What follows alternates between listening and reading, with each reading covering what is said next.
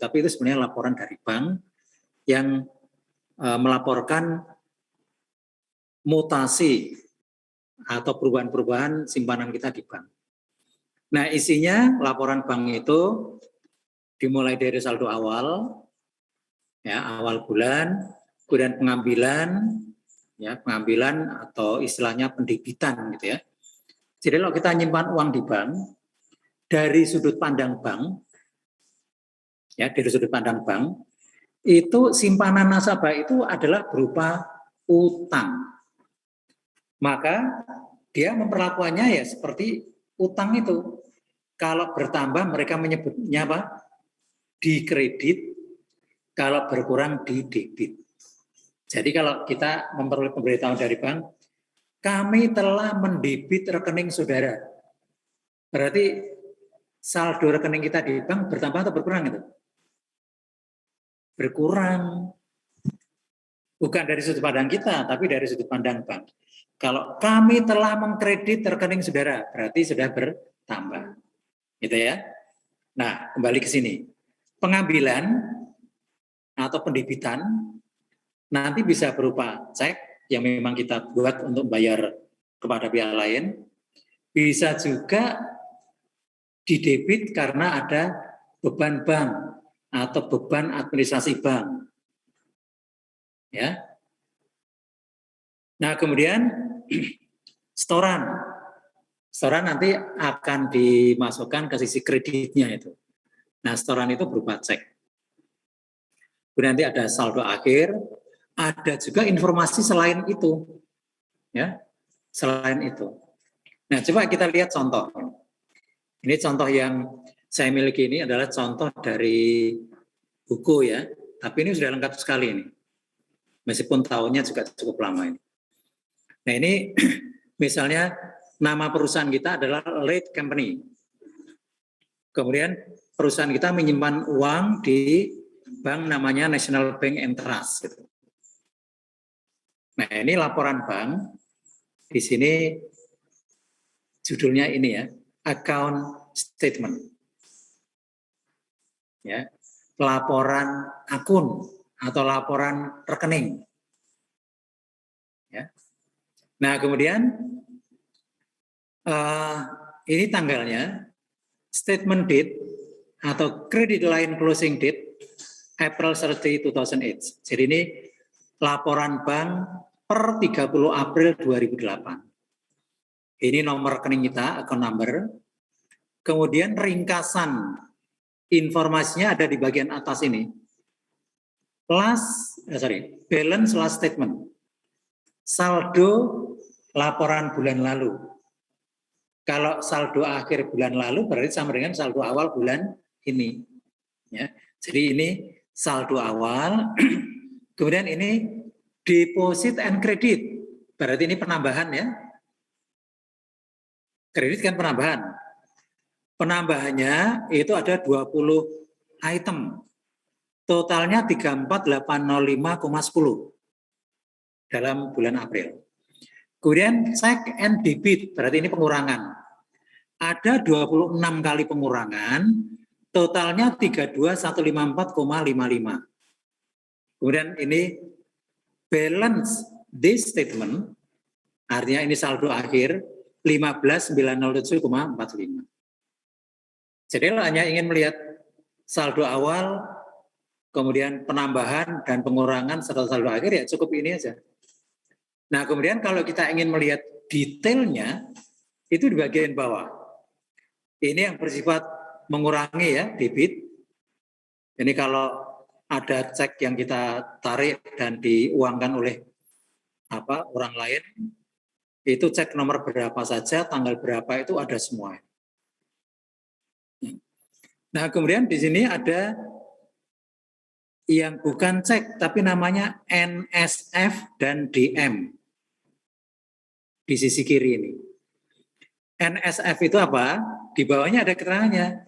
Non-sufficient funds. Ya.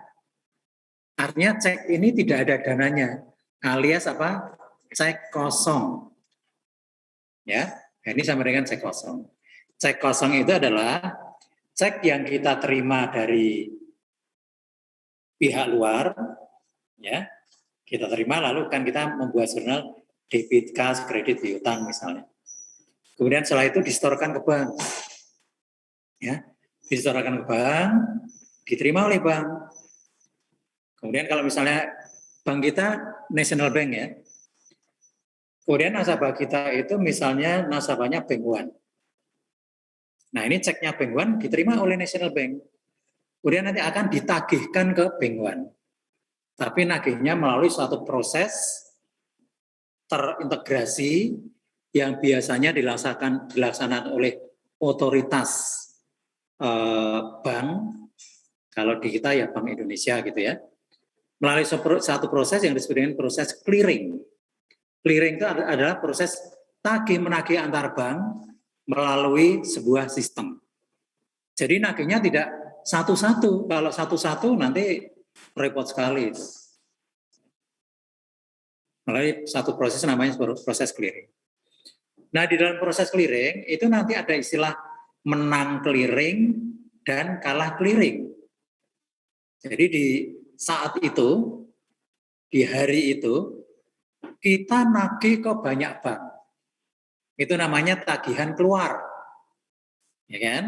Kita nagih ke banyak bank namanya tagihan keluar. Tapi karena nasabah kita juga bayar ke orang lain, nasabah kita kan juga banyak itu. Nanti juga dalam proses clearing, kita ditagih oleh banyak bank. Gitu. Nah, ini namanya tagihan masuk. Gitu ya. Jadi kalau kita menagih ke bank lain namanya tagihan keluar, kalau kita ditagih namanya tagihan masuk. Nah kalau tagihan masuk itu misalnya 10 miliar, kita harus bayar berapa? 10 miliar ya.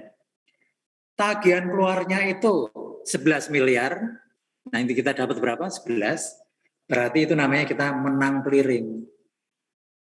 Ya, jadi kalau tagihan masuk lebih rendah dibanding tagihan keluar, namanya menang clearing. Tapi kalau kebalikannya, tagihan masuk 10 miliar, tagihan keluarnya 8 miliar, berarti yang kita bayar dengan yang kita terima lebih besar yang kita bayarkan. Itu namanya kalah clearing. Jelas ya? Nah, karena clearing itu atau tagih-menagih antar bank itu dilakukan setiap hari, bahkan sehari bisa 2 kali untuk kondisi khusus, maka yang namanya kalah clearing dan menang clearing itu juga terjadi setiap hari. Ya, oleh karena itu, kalau kita sudah tahu yang seperti ini, kita mendengar istilah bank ini kalah clearing. Saudara nggak heran, loh, ya memang bank itu tiap hari kalau nggak menang ya kalah gitu kan. Nggak mungkin seri kayak sepak bola itu nggak ada itu. Ya, draw gitu, 0-0 gitu, nggak ada itu. Pasti menang atau kalah. Nah kemudian kalau yang kalah, nanti bayarnya di mana? Kalau misalnya tadi kita kalah gitu ya, kita ditagih 10, tapi kita nagih keluarnya hanya dapat 8. Kita kalah 2 miliar kan? Itu bayarnya kemana? Ini kan banyak bank itu. Nggak mungkin kita bayar satu-satu gitu kan? Nah, di Bank Indonesia itu ada kewajiban bahwa setiap bank harus punya simpanan wajib di situ. Giro wajib. Namanya GWM, giro wajib minimum. Ini saya terangkan sekaligus supaya nyambung gitu ya. Namanya giro wajib minimum atau kalau di ekonomi disebut dengan reserve requirement. Besarnya berapa?